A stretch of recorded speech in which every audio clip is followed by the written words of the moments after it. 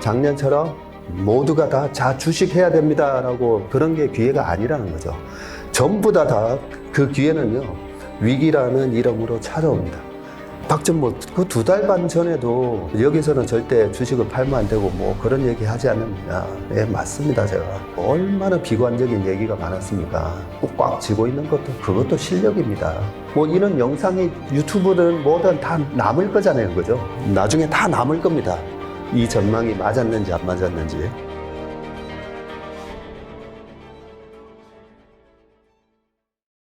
요즘 그런 걱정 많이 하실 거예요. 시장 계속 이렇게 빠지는 거 보고, 예전에 이제 우리 존리 대표님 말씀 듣고 많은 분들이 또 이 주식에도 많이 오셨을 건데, 이렇게 투자하는 게 맞나? 계속 사는데 계속 물리고, 그죠? 계속 손실 나니까, 이렇게 하는 게 맞나? 뭐 그런 생각 들잖아요. 그죠?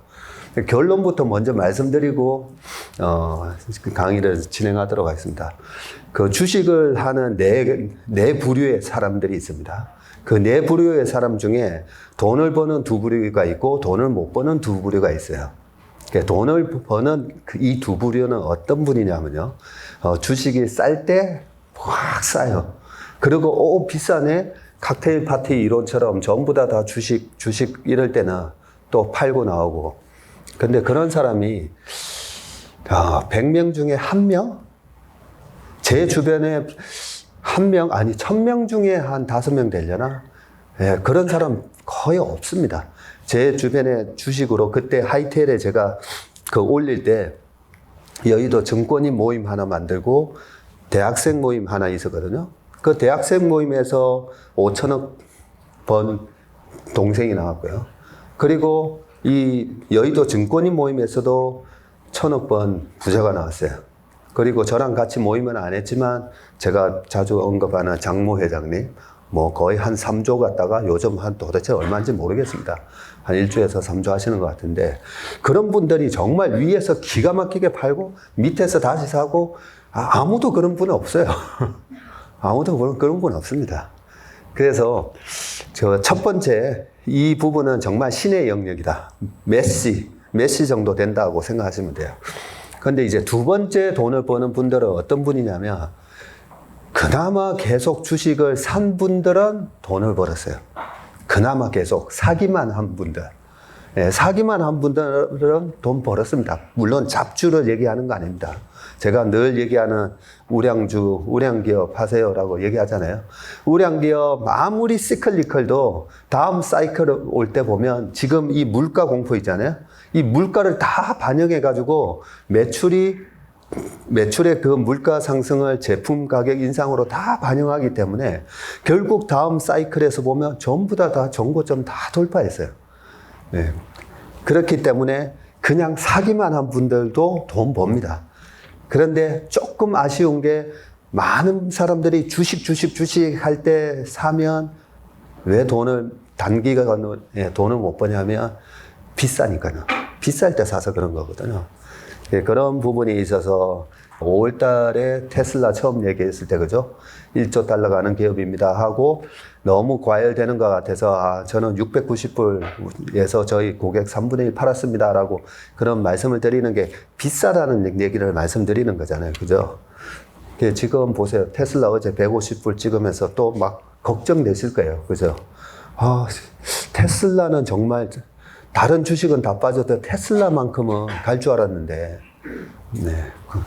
그거는 여러 가지 얘기를 오늘 말씀드릴 건데, 계속 사신 분들은 일단 돈 법니다. 예, 돈 번다는 거 말씀드리고, 자, 3번째, 4번째 부류가 돈을 못 버신 분들인데, 3번째는 어떤 분이냐면요. 주식을 하려고 보면, 많은 사람들이 주식 할 때는, 저럴 때 주식하면 안 된다 했는데, 네, 그래서 안 하세요. 다행히. 그리고 지금 떨어졌잖아요. 내년도에 경기 침체랑 여러 가지 이제 상황들이 안 좋다는 이 얘기 때문에 또, 하려고 보니까 또 겁나죠. 그래서 계속 안 하시는 분들이에요. 네, 그 3번째 분이 그냥 계속 안 하시면서 그냥 주식으로 돈 못 버시는 분들. 근데 깨지지도 않죠. 그죠? 네, 깨지지는 않는데 뭔가 좀 아쉬운 점이 있죠. 계속 물가는 올라가고. 집을 살려고 보니까 집 사기에는 돈이 없고, 예, 그래서 주식을 안 하시는 분들은 좀 안타까운 게 있죠. 그런데 이제 네 번째 분들은 어떤 분들이냐면, 자, 네 번째. 다들 주식으로 돈 벌어야 됩니다라고 해서 이제, 왜냐면 최근 1년 동안에 주식으로 돈 번 사람이 너무 많아 보이거든요, 주변에. 그래서 항상 위에서 사고, 그리고 지금처럼 쌀 때 밑에서 팔고, 또 좋다고 할 때 위에서 사고, 또 쌀 때 팔고. 이런 분이 이제 네 번째 부류예요. 근데 은근 이 네 번째 부류가 굉장히 많습니다. 굉장히. 네. 그래서 여기 계신 분이나 오늘 지금 줌으로 보고 계신 분들, 내가 어느 부류에 속하는지 한번 잘 생각해 보세요. 이 네 번째 부류에 속하면 안 됩니다. 절대.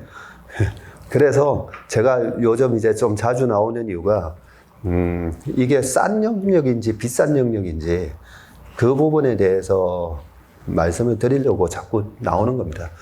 저 사람 박전무 지금 도대체 몇 달째 계속 사야 됩니다 했는데, 그죠? 안 올라가고 계속 여기 2,400. 어떤 분은, 저희 고객분 중에서도 컴플레인 비슷한 걸 하시는 분도 계셨는데, 제가 그렇게 얘기했습니다.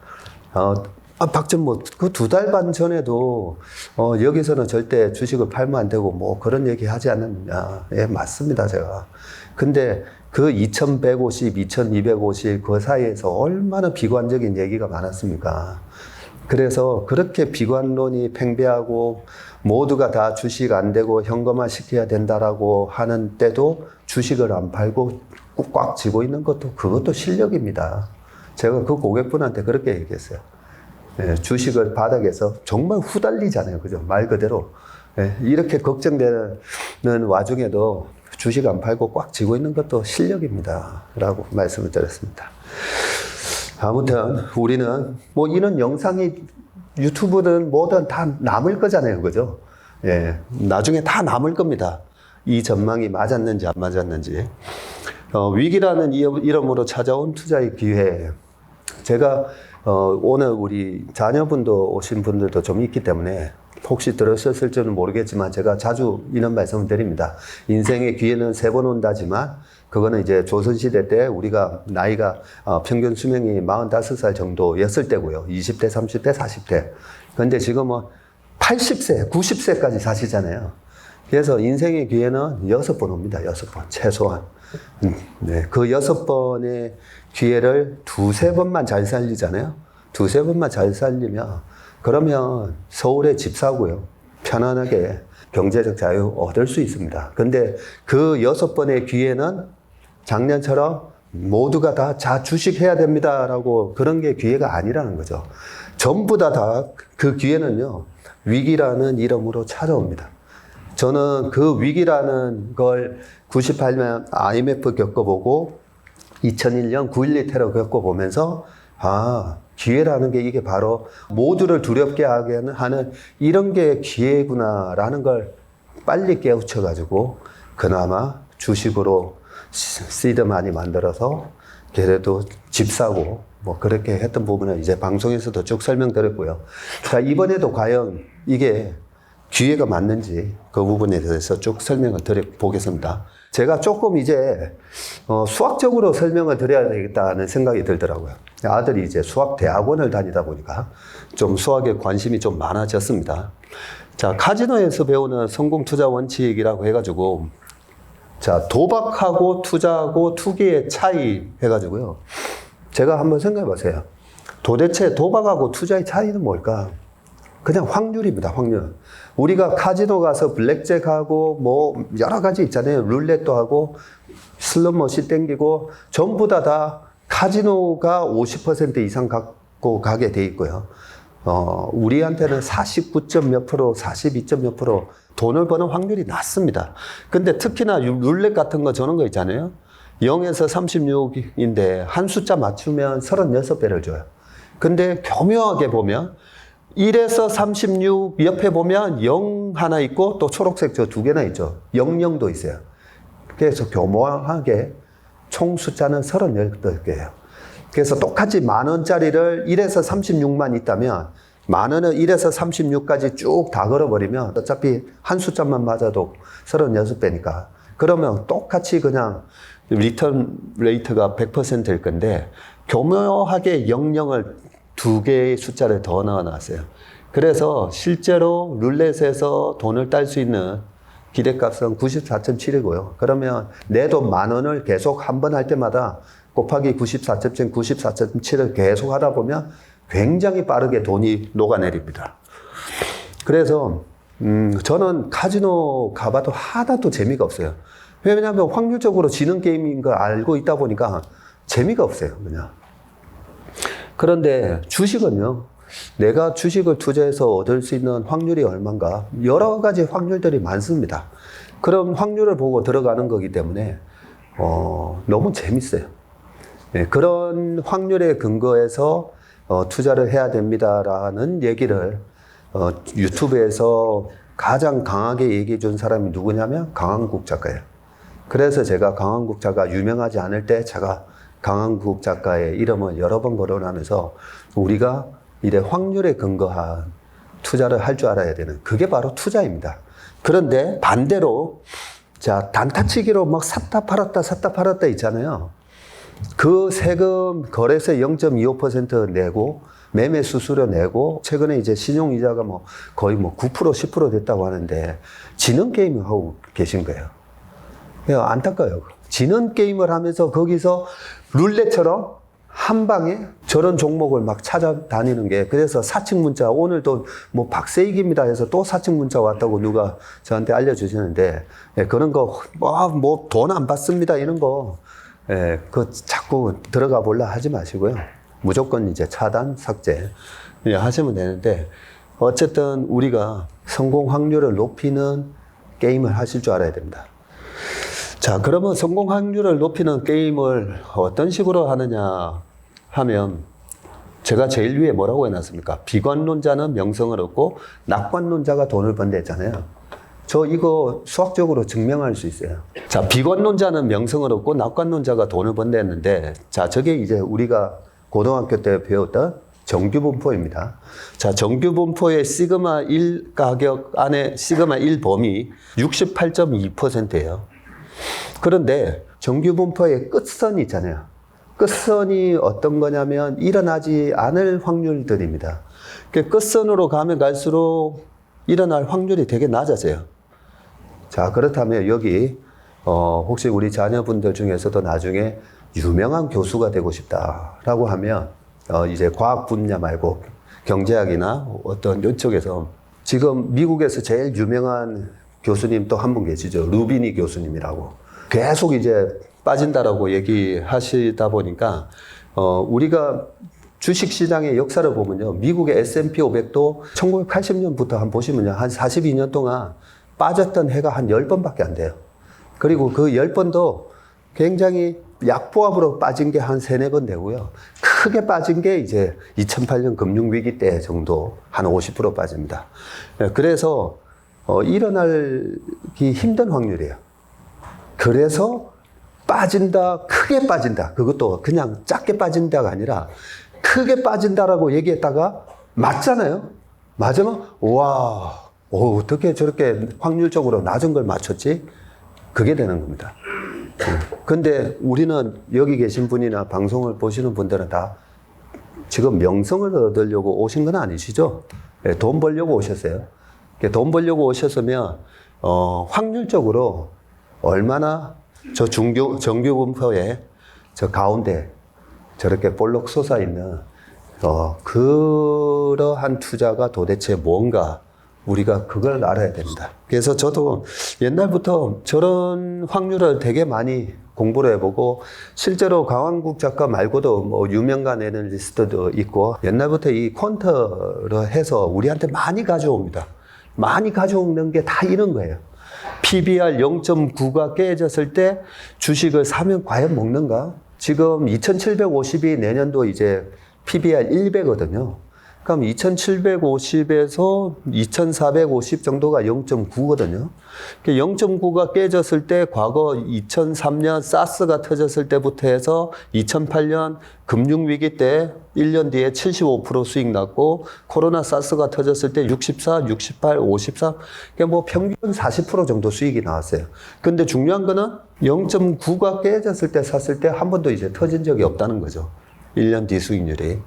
저는 확률을 갖고 투자를 하는 겁니다. 그래서 제가 0.9가 깨지던 그 2450이 깨질 때부터 나와서 좀 아주 적극적으로 제가 말씀을 드리는 거고요. 근데 이 표에도 보면 우리 강한국 작가가 이제 제가 환율 1250 이상에서도 사면 항상 먹더라 뭐 이런 얘기도 해줬을 때 백테스팅을 해줬지만 올라가는 1250이냐 떨어지는 이제 1250이냐 뭐 그런 차이에 따라서 들어가서 마이너스 18.57% 나왔던 게 2020년 1월 달, 뭐, 그럴 때도 보면 코로나가 터지면서 확 빠졌다고 올라오는 경우도 있고. 근데 코로나 때도 결국은, 2119에서 진입을 했지만 47% 수익으로 끝납니다. 이런 이제 확률적 통계를 가지고 우리가 투자를 할 필요가 있고요. 지금은 또 0.9가 깨져 있습니다. 또 하나는 저희가 공부하다 보니까 파이낸셜 타임즈에 얼마 전에 나왔던 기사입니다. 주식하고 보통은 경기가 안 좋으면 금리가 떨어지면서 채권 가격이 올라가고 주식은 경기가 안 좋으니까 떨어져서 주식이 손실 나면 채권에서 이익 나고 이게 왔다 갔다 하잖아요. 그런데 주식하고 채권이 동시에 마이너스 났던 거 1871년 이후로 딱 3번밖에 없더라고요. 딱 3번인데 1941년 그리고 1969년 그리고 올해예요. 그러면 1941년이 언제였지? 1939년도에 2차 세계대전 터지고 12월 7일 날 저게 인포머스 데이라고 해가지고 미국에서는 전날을 아주 불명예스러운 날로 지정이 돼 있거든요. 왜냐하면 일본이 진주만을 타격했을 때니까.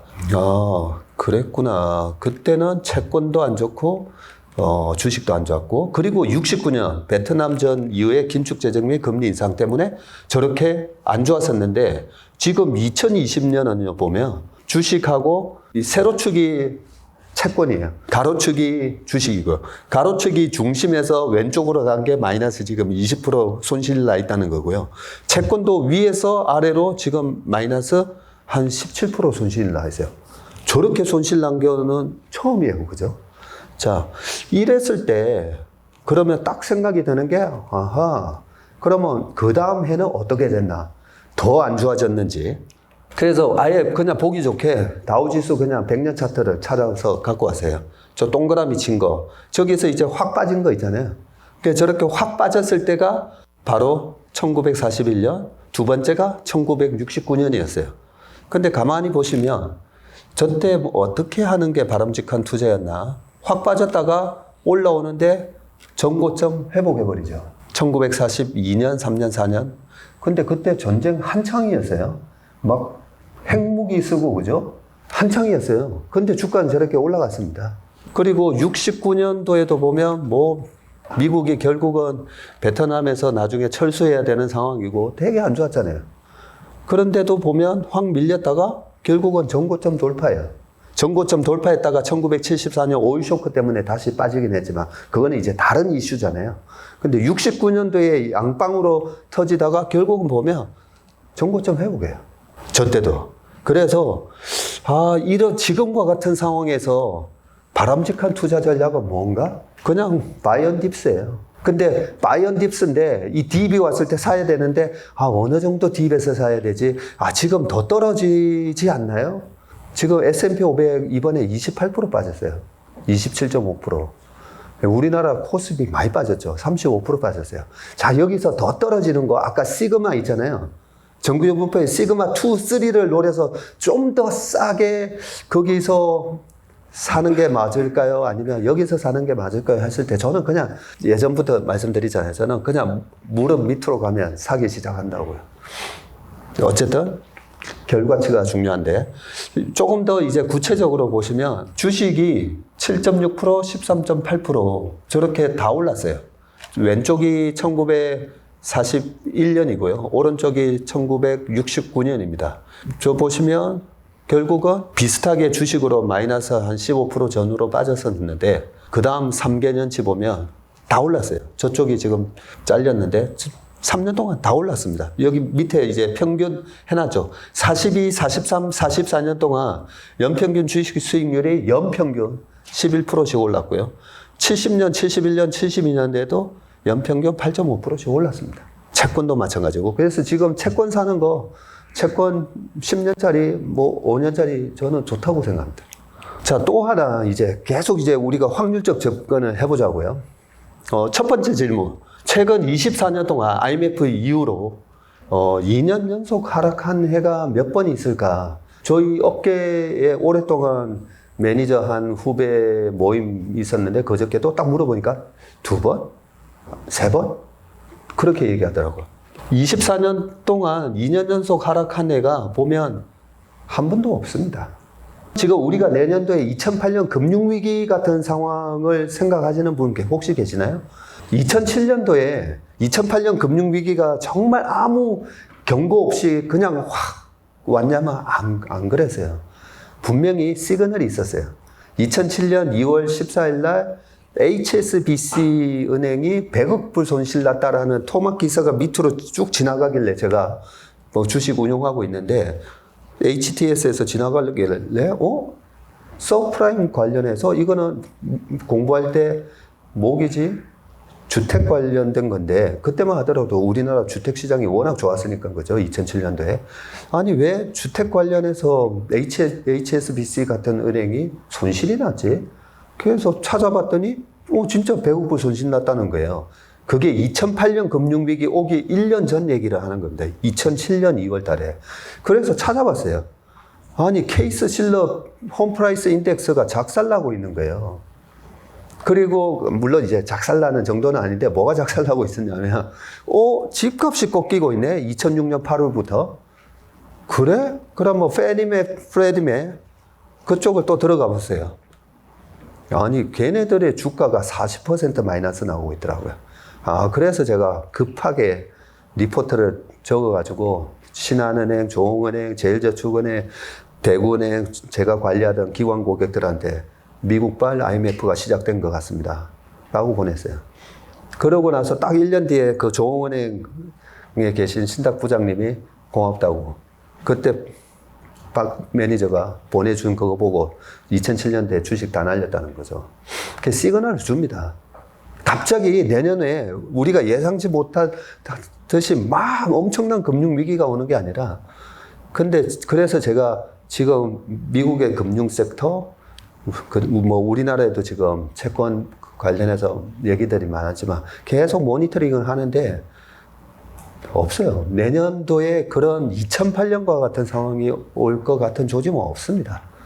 그게 아니라면 2008년도에 보니까 41% 빠졌고요.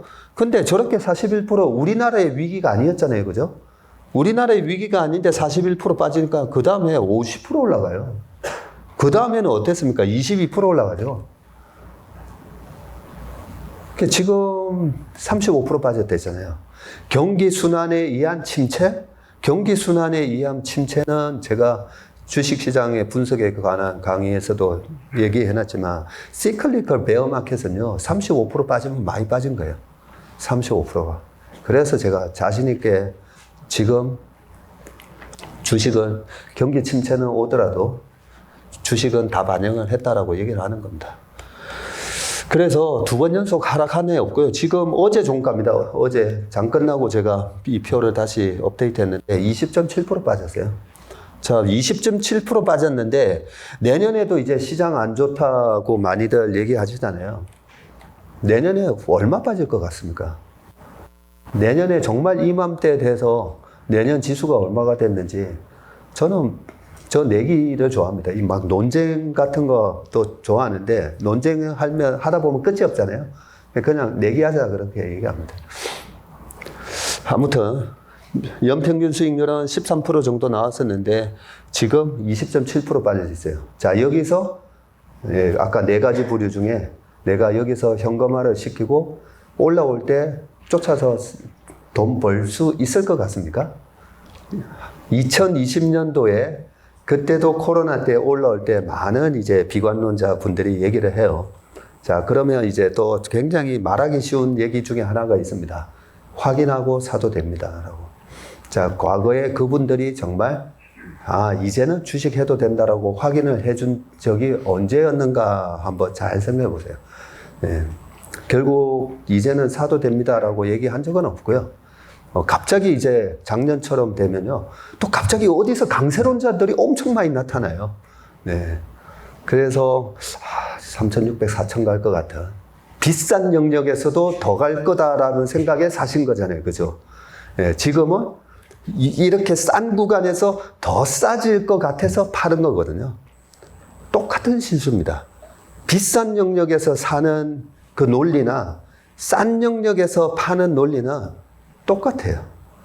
네. 2008년 바로 직전 2007년도에 미국발 IMF가 올 것 같습니다 했을 때는 미래세 펀드 열풍이 엄청나게 불어가지고요. 2007년 10월 달에도 그 어떤 펀드에 하루에 3일 만에 4조가 몰리고 그죠? 막 번호 뽑아가지고 2000에서 2050에서 막 펀드 가입한다고 막 그랬었는데 왜 그분들이 2008년도에 2000이 깨졌을 때 1000이 깨지고 892를 찍었을 때 그 구간에서 왜 주식을 파시냐면요. 700 간다, 500 간다 얘기 때문에 밑에서 파신 거예요. 아무튼 그런 우를 안 범하시기를 바라겠습니다. 그리고 뭐 두 번째, 세 번째도 보시면 1981년, 83년도에 우리나라 지수 보세요. 네, 별로 안 빠졌어요. 그때도. 미국 지수도 아까 S&P 500이 그때도 28% 빠졌습니다. 그 혹독했던 1982년, 83년. 네, 그리고 닷컴 붕괴와 결정적으로 다른 게 있어요. 최근에 하도 이제 금리가 인하돼도 주가가 안 오를 수 있다라는 이런 얘기들이 좀 많이 나오는 것 같아서 그때가 언제냐면 2001년, 2년이었었죠. 닷컴 버블 붕괴됐는데 지금하고 굉장히 비슷합니다. 뭐 테슬라 빠지는 모습이나 페이스북이나 이런 주식들 막 70%씩 빠지니까 그죠? 굉장히 막 그때랑 비슷해 보입니다. 그래서 2001년, 2년 저 리세션이 왔던 기간에 보면 아까도 보면 주식이 2000년도에 우리나라 코스피도 51% 빠졌고요. 그 다음 해는 우리가 37% 올랐지만 미국은 2000년도에도 빠지고 2001년도 빠지고 2002년 10월 초까지 계속 빠지거든요. 워낙 거품이 심하다 보니까 그런 와중에 주가가 저렇게 됐는데 이번에도 지금 그때랑 비슷하다는 이런 얘기들이 많이 나오는데 이 결정적인 게 바로 저겁니다. 2000년, 2001년, 2002년도에 제가 동그라미 이렇게 쳐놨죠. 바로 하일드 스프레드고요. 하일드 스프레드가 말 그대로 국채금리 대비 이 정크본드에 해당되는 약간 아슬아슬한 기업들. 이 회사채가 혹시 망하면 어떡하나 그런 약간 투기 등급에 있는 그런 회사채 금리하고 차이예요. 근데 이 하일드 스프레드가 굉장히 중요합니다. 어떤 그 경제 전망보다도 이 하일드 스프레드가 진짜 혹독한 그런 경기 침체가 오는지 안 오는지를 정확하게 얘기해 주는데요. 그 코로나 때 보시면 제일 오른쪽에 정말 삐쭉 올랐던 저때 하일드 스프레드가 저렇게 저 빨간 거는 이제 실업률인데요. 저때도 보면 8.2인가 3까지 올라가요. 근데 가파르게 떨어지죠. 가파르게 떨어지는데도 계속 그 월스트리트에서나 뭐라고 얘기하냐면 지금 실물 경제가 망가지고 있는데 주가만 올라가고 있다고. 이게 말이 되냐고. 네, 이제 그때 유가가 마이너스 40불 갖고 뭐 그랬잖아요. 그죠? 그러면서 셰일 업체들 다 망하고 셰일 업체들이 다 망하면서 그 기업들이 발행한 CLO라는 론을 베이스로 한 그런 것들이 다 부실화되면서 금융 시스템이 망가진다. 그런 얘기들을 계속 연말까지 해요. 하는데 보시면 하일드 스프레드가 빠르게 빠졌잖아요. 그래서 다른 거 볼 필요 없이 그냥 하일드 스프레드 보면 됩니다. 정말 혹독한 경기 침체가 오는지나 연준 의원들도 계속 뭐 혹독한 경기 침체 온다고 뭐 블러드 총재도 그러잖아요. 근데 저 하일드 스프레드가 얘기를 해주고 있어요. 아닌 것 같은데? 라고 얘기해주고 있어요. 네. 주식시장보다 채권시장이 훨씬 규모가 커요. 그래서 채권시장이 훨씬 더 정확합니다. 아닌 것 같은데? 라고 얘기해주고 있잖아요. 근데 우리는 지금 2001년, 2년처럼 하이드 스프레드가 10% 갔던 그때를 지금 가정을 하고 있어요. 저런 상황이면 엔론이 망하고 월드컴 같은 게 망하고 닷컴 아류작들 다 작살났을 때 그때 상황처럼 될 거다라고 가정을 하는데 하이드 스프레드는 아닌 것 같은데? 라고 얘기를 해주고 있습니다. 네. 그리고 제가 주식 투자에 있어서 정말 내가 이제 약간 프로의 영역으로 들어서는지 아니면 내가 아직 아마추어에 남아있는지 그거는요, 저는 이 밸류에이션을 하느냐 안 하느냐의 차이라고 봅니다. 밸류에이션을 하잖아요. 하면 싸면 싸질수록 막 용기가 나고요. 아, 어디 돈 좀 끌어올 데 없나 막 이런 용기가 생겨요. 근데 밸류에이션을 하지 못하기 때문에 주가 떨어지는 거 보면 불안하고 올라가는 거 보면 아, 쫓아 사야 되나 이런 겁니다. 그래서 밸류에이션은 시장 전체에 대해서도 밸류에이션을 봐야 되는데 2001년도에 나스닥이 PR이 170배였어요. 그리고 S&P 500이 45배였습니다. 45배. 네, 그렇게 거품이 많은 장이었었다는 거죠. 그때 당시에는. 자, 그리고 2001년, 2년도에 실제로 우리나라 시장은 33% 오르고 그때 100% 이상 오른 주식이 155개나 될 정도로 그런 시장이 연출됐고요.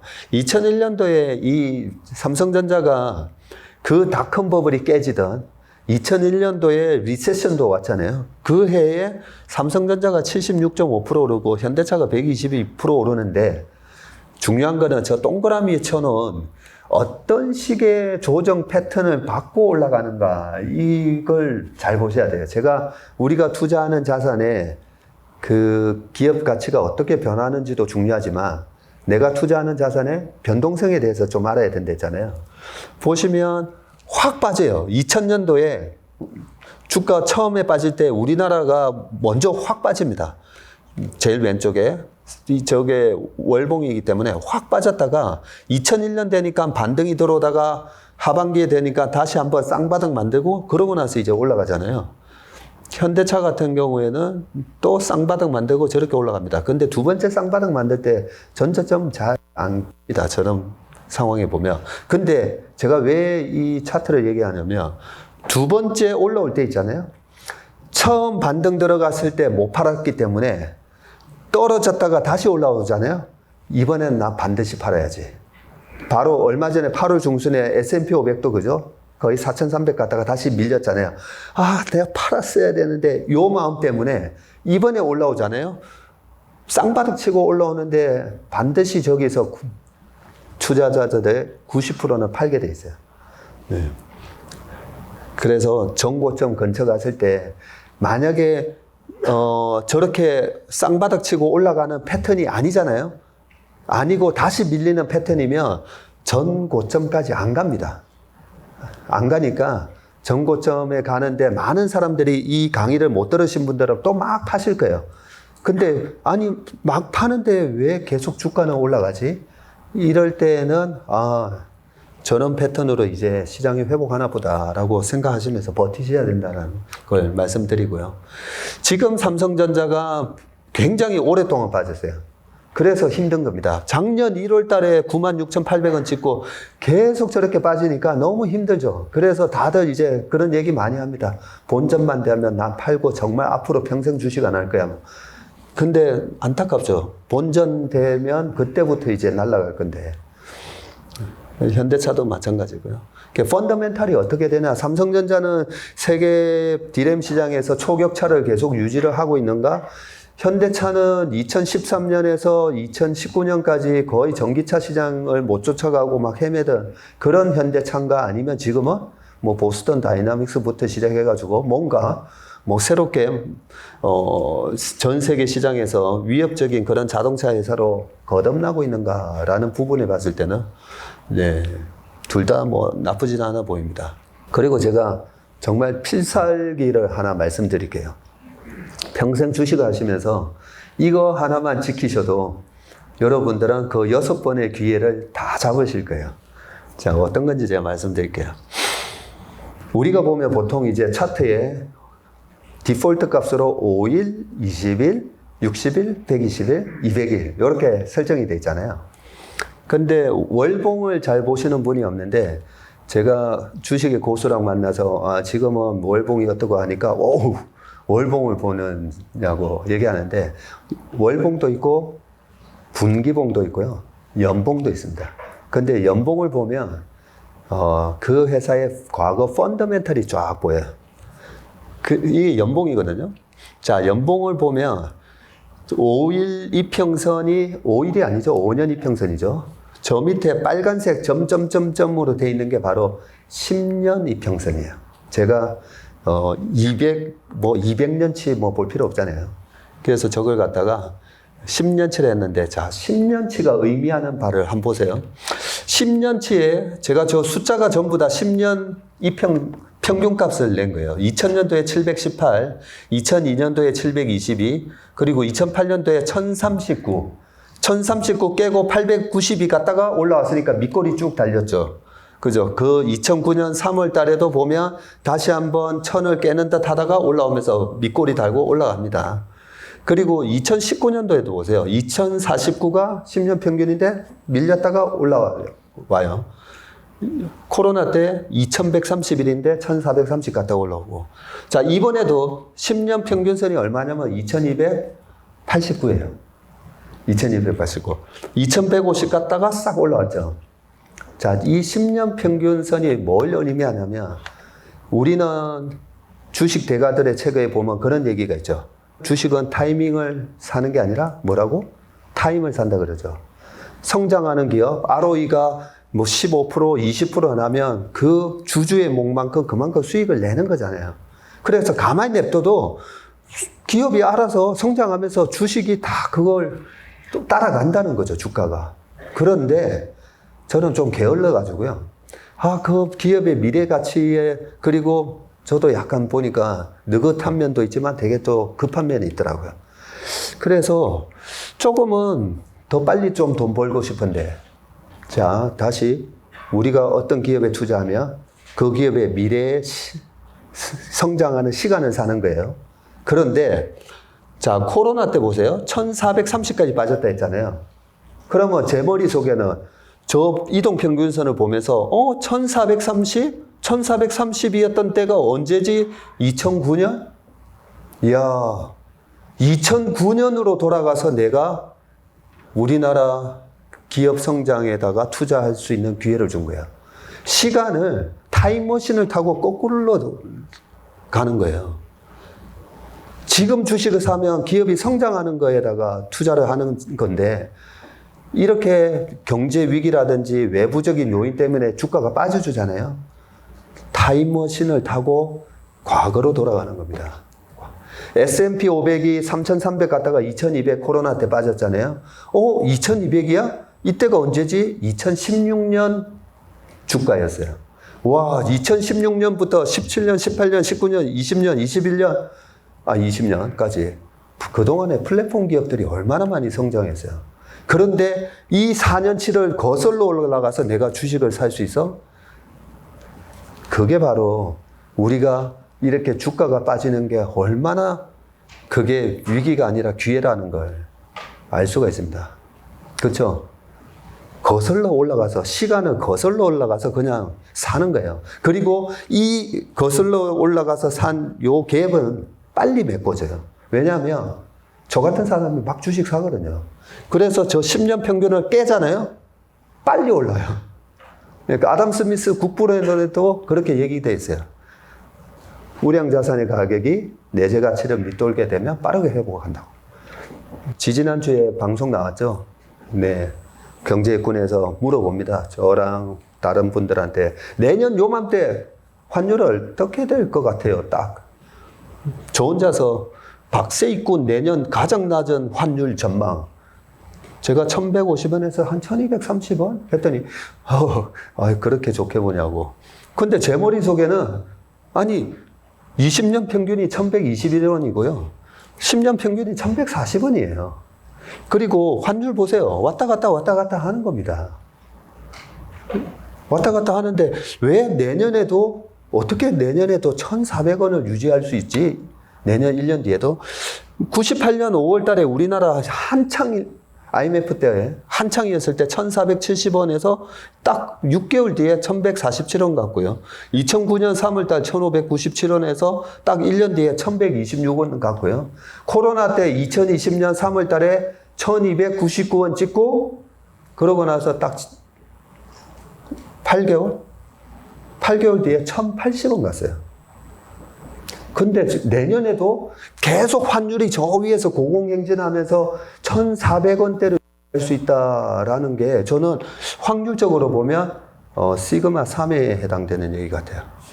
네, 정말 일어나기 힘든 확률. 그래서 저는 가장 일어나기 쉬운 평균을 얘기했는데 정말 박전무는 너무 긍정적으로 보는 거 아니에요?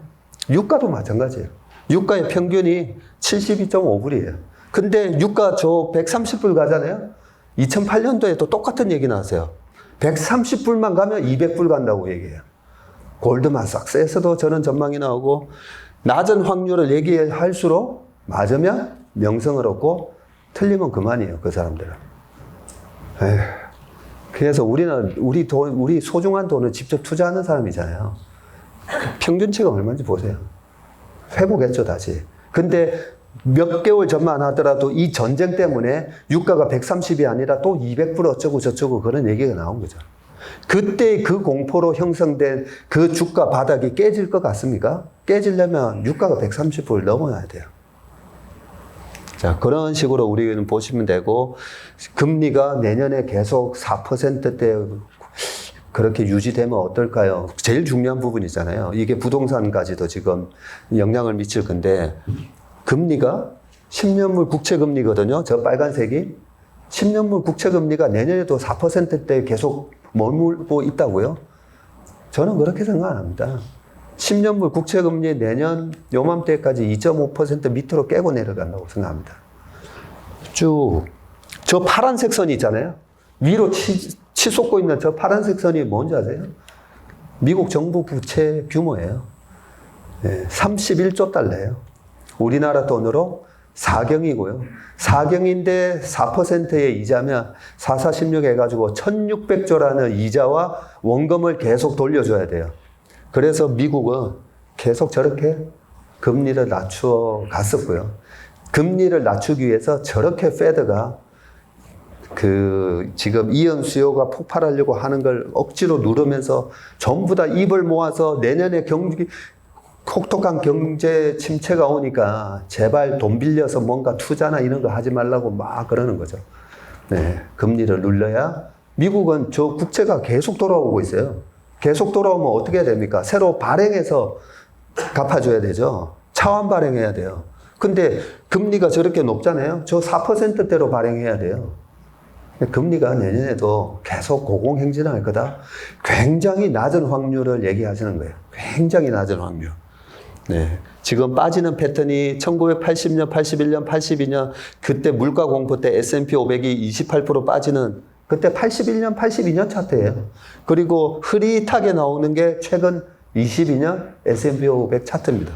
빠지는 패턴은 비슷해요. 왜냐하면 사람의 심리가 안 변하기 때문에.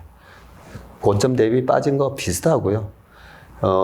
우리 김영희 교수님한테 제가 배운 거죠. 결국은 GDP 따라간다. GDP가 살짝 꺾였을 때 81년 그리고 82년 꺾였을 때 주가도 살짝 하잖아요. 근데 결국은 GDP 따라 다 올라갔어요. 근데 중간에 무슨 외생적인 변수가 생기면 또 저렇게 벌벌 떱니다. 떨다가 결국 GDP 따라 다 올라가잖아요. 저 GDP가 내년에도 보면 1.7%에서 뭐 2몇 프로 이렇게 돼 있고 내년에 미국 대통령 3년 차례 했잖아요. 3년 차마다 왜 이렇게 압도적으로 미국의 수익률이 22.34? 아니, 왜 저렇게 높을까? 저 차트는 제가 한 5년 전에 캡처했던 차트예요. 2019년도에 트럼프가 2016년 당선돼가 17년 1년 차, 18년 2년 차. 19년도에 정말 저런 수익률이 나올까? 2018년 연말에도 금리 9번째나 올리고 미국 주가가 박살나고 연말에 2019년도에 경기가 되게 안 좋았어요. 그런 와중에 과연 이번에도 3년 차에 주가는 올라갈까? 2019년도에 어떻게 됐었죠? 미국 S&P 500 28.8% 올라갔잖아요. 그죠? 이번에도 바이든 내년이 3년 차예요. 한번 기대해 보세요. 그리고 또 하나 이거 처음으로 말씀드리는 건데 저는 아니 어떻게 3자 있었던 해는 왜 차이나 스토리, 중국 관련 주식, 뭐 케미칼 이런 것들이 왜 좋았을까? 93년? 그때 93, 94. 그리고 2003년부터 4, 5 차이나 스토리. 2013년 14, 15 아모레퍼시픽부터 해가지고 그죠? 우리나라 음식료 소비 뭐 희한하네. 차이나 스토리. 내년에 2023년이에요. 아, 왜 그런가 봤더니 2자 해 11월 달에 공산당 대회가 있고 거기서 10년 차기 지도자가 또 결정이 되죠. 아, 그러고 지도자가 되면 또 경기 부양 막 이런 거 하면서 항상 3자 해가 주식이 좋았구나. 그래서 다우지수 20몇 프로, 13%, 25%, 26% 과연 내년에는 몇 프로 올라갈까? 자, 이런 거 봤는데 내년에 마이너스 15%, 20 몇 프로 나올 것 같습니까? 과연? 확률적으로? 우리나라예요. 똑같이 우리나라 83년 마이너스 4.79였어요. 근데 뭐 엄청나게 이제 나중에 랠리가 나오는데 93년 27.6%, 2003년 27%, 2013년 지수는 안 좋았어요. 왜냐하면 중후장대 기업들이 안 좋았으니까. 근데 13년, 14년 엄청나게 화장품 랠리가 그때 10배씩 나던 그런 차이나 스토리가 됐습니다. 하여튼 내년도에 기대가 됩니다. 그동안 이 시진핑 연임한다고 방역을 무리하게 했었잖아요. 이제 지금 풀어주고 있는데 피벗 ISM 제조 50 깨졌어요. 과거에도 50 깨졌을 때 요때 2019년도, 18년, 19년, 20, 21, 22거든요. 왜 2019년도에도 금리 올린다고 해놓고는 왜 말을 바꿨을까? 왜 2019년도에는 하반기에 금리를 3번이나 내렸을까? ISM 제조업 지수가 딱 50 깨졌을 때예요. 이번에 50개 깨졌어요. 그래서 너무 페드가 얘기한 대로 내년 뭐 3월, 5월 달까지 4.5에서 뭐 5.25까지 올리고 믿지 마시라는 거죠. 네. 지금 이제 7.1까지 빠지고, 네, 페드 터미널 레이트도 많이 바뀌었고, 그때 당시에 10년물 국채금리에 빠지고 뭐 그런 모습들. 2019년도에 왼쪽에 EPS 하나도 안 올랐어요. 왜 제가 이 차트를 갖고 왔냐면 2019년도에 그래도 미국 기업은 이익 성장이 되게 높아서 올라간 거 아닐까? 그렇게 생각하실까 봐. 2019년도에 EPS 그냥 플랫했어요. 처음에 빠지다가 그냥 플랫하게 끝났어요. EPS 1% 올랐어요. 근데 주가가 28.8%, 오른쪽에 보면 PER이거든요. 멀티플이 쫙 올라가요. 왜냐하면 금리가 떨어지니까. 3.2 갔던 10년물 국채금리가 1.5까지 빠지니까 그냥 멀티플이 살아나면서 주가가 저리 올라간 겁니다. 그런 부분을 말씀드리고, 네. 마지막으로 이제 좀 재미난 거 하나 말씀드릴게요. 하여튼 내년도에는 그렇습니다. 지금 벌써 주가가 이거는 또 분기 차트예요. 분기 차트.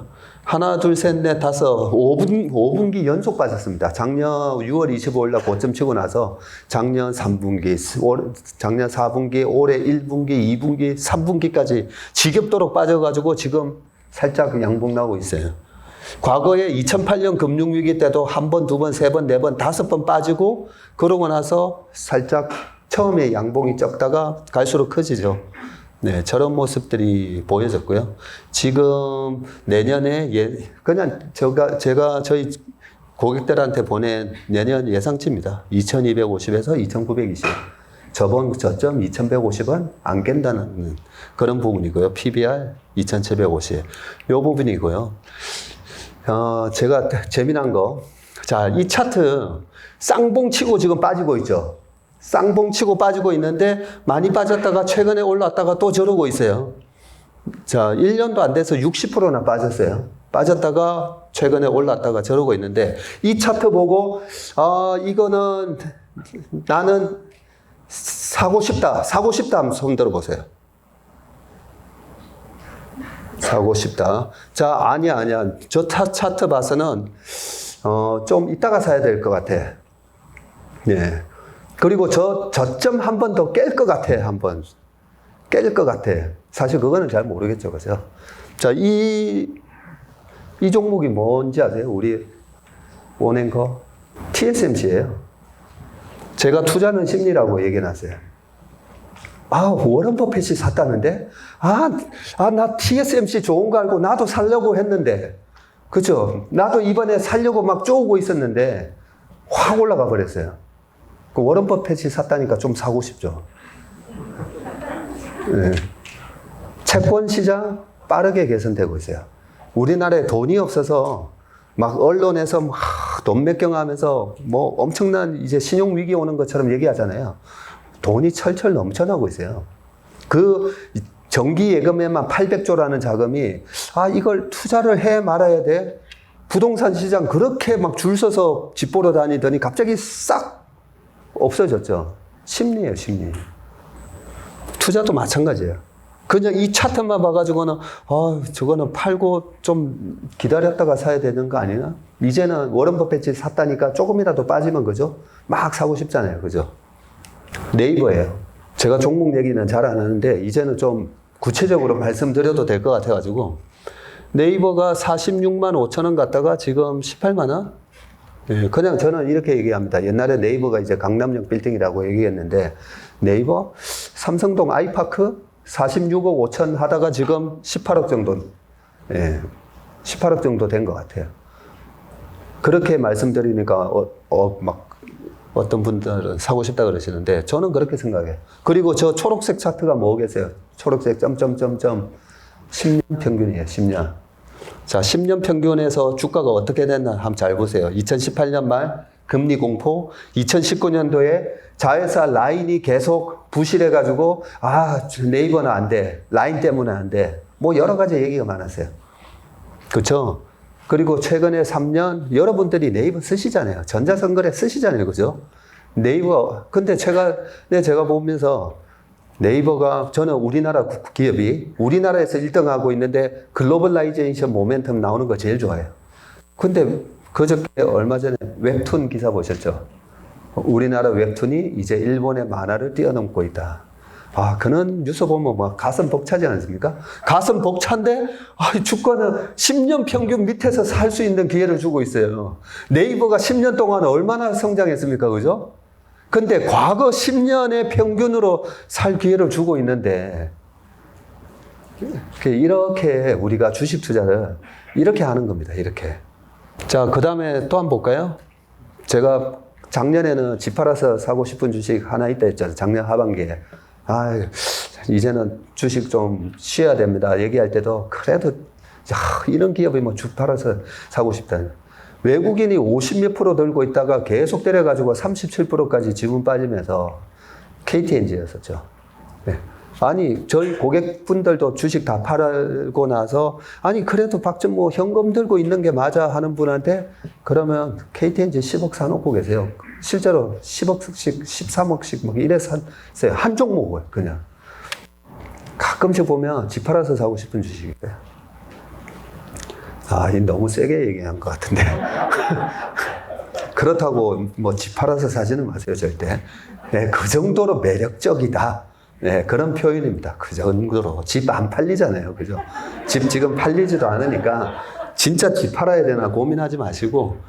자, 다들 옛날에는 샌프란시스코 보면 골든 게이트 브릿지라고 하잖아요. 저게 왜 골든 게이트지? 다 금 찾으러. 그죠? 금을 캐가지고 한몫 잡으려고 유럽에서 막 넘어오고 그 콜로라도 로키산을 넘어서 막 넘어오고 그때 누가 돈 벌었다 그랬죠? 청바지 장사가 돈 벌었다 그랬잖아요. 제가 요즘 증권사들 보면요. 참 보니까 증권사가 이제는 해외 주식도 그리고 ETF에다가 곱하기 2배짜리 그리고 해외 주식 살려면 뭐 해야 되죠? 환전해야 되잖아요. 그죠? 환전은 옛날에 은행만이 먹던 밥그릇이잖아요. 그 은행의 밥그릇까지 다 이 증권사가 이 주식 통해서 올라가는 거, 떨어지는 거, 고객이 돈을 벌든 아무 상관없어요. 그냥 옆에서 금을 찾든 안 찾든 청바지로 돈 벌고 있는 거예요. 이런 주식 보면요. 집 팔아서 사고 싶은 주식. 예. 얼마 갔었냐면 16만 7,500원 하다가 작년 3월 달에 예, 지금 뭐 8만 9천 원, 7만 원 살짝 깼었는데 예, 그런데 이런 주식을 볼 때 항상 매출이 증가하고 있는가, 이익이 증가하고 있는가 예, 그런 걸 보면서 보시면 되고 또 10년 평균 저기서 놀고 있죠, 그죠? 네. 이런 걸 우리가 생각하면 이번에 혹시라도 주가가 한 번 더 빠진다 이랬을 때 겁이 하나도 안 나는 겁니다. 그죠? 이렇게 우량한 기업 매출과 이익이 증가할 수 있는데 지금 가격이 얼마지? 네, 내가 어떤 주식을 골라야 되는지 오늘 이런 걸 통해서 실제로 물고기를 잡는 법까지 말씀을 드렸습니다.